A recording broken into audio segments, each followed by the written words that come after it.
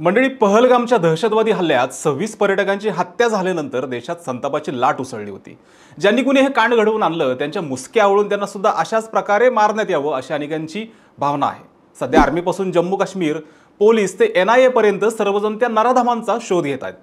काल परवा NIAच्या टीमने मंडळी 3000 लोकांची चौकशी केली, तेव्हा त्या चौकशीत काही जण संशयाच्या भोवऱ्यात अडकले आणि दरम्यान त्यांच्यावर कारवाई होणारच होती। इतक्यात काल रात्री 10 वाजता एक बातमी अशी आली ज्याने पहलगाम हल्ल्यातील त्या नराधम दहशतवाद्यांना रसद पुरवली, माहिती सांगितली, त्यांना आर्मीच्या भीतीने नदीत उडी मारून स्वतःला संपवलं। मंडळी, मिळालेल्या माहितीनुसार 2 दिवसापूर्वी भारतीय सेनेने इम्तियाज मगरे नावाच्या व्यक्तीला ताब्यात घेतलं होतं। पोलिसांच्या माहितीनुसार इम्तियाज मगरे हा दहशतवाद्यांचा ऑन ग्राउंड वर्कर होता। सेनेच्या चौकशीत मगरेने दहशतवाद्यांच्या एका ठिकाणाची माहिती दिली होती, तसंच सेना त्याला घेऊन दुसऱ्या ठिकाणाकडे निघाली होती। यावेळी इम्तियाजने सेनेच्या तावडीतून पळ काढत सुटकेसाठी थेट पाण्यात उडी घेतली, मात्र तो पळून जाण्यात अपयशी ठरला आणि त्यातच त्याचा बुडून मृत्यू झाला। पळून जाणाऱ्या मगरेचं ड्रोन फुटेज समोर आलेलं आहे। आता नेमकं काय घडलंय, त्याच्याकडे अशी काय सिक्रेट्स होती की जे बाहेर येऊ नयेत म्हणून त्यानं स्वतःला संपवावं असं वाटलं। थोडक्यात सगळं जाणून घेऊयात, त्यासाठी हा व्हिडिओ मंडळी शेवटपर्यंत नक्की पहा। नमस्कार, मी विकी आणि तुम्ही पाहताय विशेष भारी। मंडळी, सध्या या घटनेचा एक व्हिडिओ समोर आलाय ज्या व्हिडिओमध्ये एक व्यक्ती सुरक्षा दलापासून वाचण्यासाठी पळताना दिसतो आहे।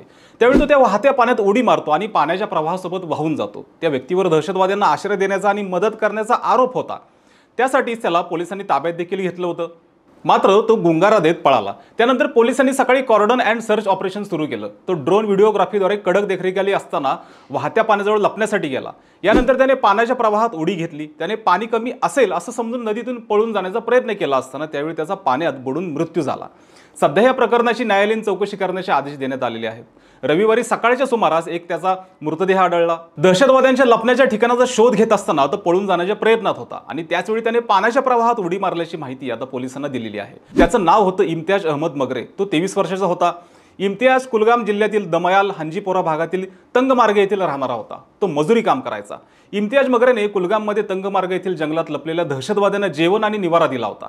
दहशतवाद्यांना रसद पुरवल्याचं उघड झाल्यानंतर त्याला दहशतवाद्यांच्या स्थळावरून ताब्यात घेण्यात आलं होतं। मात्र चौकशीला नेत असताना हा सगळा प्रकार घडला।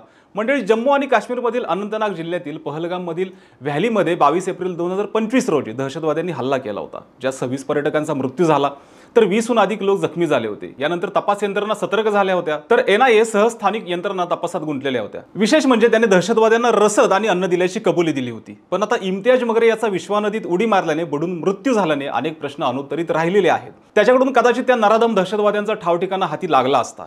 या हल्ल्यामागील खरे सत्य उलगडणारा एक महत्त्वाचा दुवा पोलिसांच्या हातून निसटल्याने जेथून सुरुवात केली होती तिथून पुन्हा आता तपास सुरू करण्याची पोलिसांची भूमिका राहिलेली आहे। तर त्याच्या मृत्यूवरून मेहबूबा मुफ्ती यांनी गंभीर आरोप केलेले आहेत। मुफ्ती यांनी वक्तव्य केलं की पहलगामच्या हल्ल्यातून जम्मू काश्मीरचे पर्यटन कमी करण्याचा, सांप्रदायिक सद्भावनेवर घाला घालण्याचा, काश्मीरमधील शांती भंग करण्याचा हा एक नियोजित कट आहे। या प्रकरणानंतर आता इथं मनमानी पद्धतीने लोकांना अटक केली जाते, घरांना नेस्तनाबूत करून टाकलं जातंय, निर्दोष नागरिकांना लक्ष्यही केलं जात असल्याचा दावा मुफ्ती यांनी केलेला आहे। तर हे प्रकरण फारच गंभीर असून याची निष्पक्ष चौकशी करावी अशी मागणी त्यांनी केलेली आहे। यातच आता NIA कडून लवकरच या हल्ल्यासंबंधीच्या तपासाचा अहवाल अमित शहांच्या गृह मंत्रालयाकडे सादर केला जाणार आहे। NIAच्या तपासाने वेग घेतलेला आहे। NIA कडून आतापर्यंत या हल्ल्याशी संबंधित मंडळी 3000हून अधिक संशयितांची चौकशी करण्यात आलेली आहे आणि विशेष म्हणजे 100हून अधिक ठिकाणांवरही छापेमारी सुरू आहे। NIAने आतापर्यंत व्यापक फॉरेन्सिक आणि इलेक्ट्रॉनिक डेटा जमवणं सुरू केले। गुन्ह्याच्या ठिकाणी जप्त केलेले 40हून अधिक काडतुसे बॅलिस्टिक आणि रासायनिक विश्लेषणासाठी पाठवण्यात आलेली आहेत। तपास पथकाकडून हल्ल्याच्या ठिकाणाचे 3D मॅपिंग करण्यात आलेले असून या खोऱ्यातील मोबाईल टॉवर्समधून डंप डेटा काढला गेलेला आहे।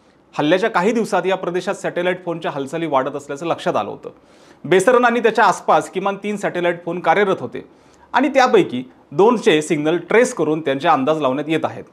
आता NIAने आतापर्यंत 2800 लोकांची चौकशी करण्यात आलेली असून 150 लोकांना ताब्यात घेतले। त्यावरून या ठिकाणी कोण कोण होतं, ते कुणाकोणाच्या संपर्कात होते ही माहिती मिळणार आहे। आता तपास यंत्रणेला घटनास्थळी 40हून अधिक काडतुसांचे खोके सापडलेत। हे काडतूस फॉरेन्सिक लॅबमध्ये पाठवण्यात आल्याची माहिती समोर आहे। NIAच्या तपास यंत्रणेकडून बैसरन घाटीत काम करणारे tourist, guide, jeep line workers, hotel मालक, फोटोग्राफर्स, दुकानदार इतरांच्या साक्षी नोंदवलेल्या आहेत। आता त्याशिवाय CCTV फुटेज पाहून दहशतवाद्यांची ओळख पटवण्यात आलेली आहे। तसेच त्यांनी वापरलेल्या सॅटेलाइट फोनचाही तपास केलेला आहे। NIAचे महासंचालक सदानंद दाते हे पहलगाम दहशतवादी हल्ल्याचा प्राथमिक अहवाल गृह मंत्रालयाला सादर करतील। केंद्र सरकार या हल्ल्याबद्दल अत्यंत गंभीर आहे आणि तपास यंत्रणांना सर्व पैलूंची सखोल चौकशी करण्याचे देखील निर्देश त्यांनी दिलेले आहेत। या प्रकरणाची चौकशी करणाऱ्या NIA पथकाने पीडित कुटुंबाचे जबाबही नोंदवले होते। NIA अधिकाऱ्यांनी या घटनेत मृत्युमुखी पडलेल्यांच्या कुटुंबियांशी संवाद साधला, त्यावेळी ते त्यांच्या सोबत होते। दहशतवाद्यांनी पर्यटकांना का लक्ष्य केले आणि त्यामागील त्यांचा हेतू काय होता या घटनेच्या मुळाशी जाण्याचा तपास पथक प्रयत्न करत आहे। तरुणाला चौकशीसाठी ताब्यात घेतले असल्याने त्याच्या मृत्यूनंतर आता सुरक्षा दलांवर आरोप करण्यात आले आहेत। सध्या या प्रकरणात न्यायालयीन चौकशीचे आदेश देण्यात आलेले आहेत। कारण रविवारी सकाळी काश्मीरच्या कुलगाम जिल्ह्यातील अहरबल भागातील अदबल नाल्यातून इम्तियाज अहमद मगरे या 23 वर्षीय तरुणाचा मृतदेह सापडल्यानंतर सुरक्षा दलाच्या ताब्यात असताना त्याचा मृत्यू झाल्याचा आरोप इम्तियाजच्या कुटुंबियांनी केलाय। या घटनेमुळे स्थानिकांमध्ये आणि राजकीय नेत्यांमध्ये संतापाची लाट उसळलेली आहे। दुसरीकडे आता इम्तियाज अहमदने स्वतः नदीत उडी मारून आत्महत्या केल्याचा पोलिसांचा दावा आहे। त्याचा एक व्हिडिओ देखील समोर आलाय असं पोलीस सांगतात। सध्या या घटनेने अनेक प्रश्न उपस्थित झालेले आहेत।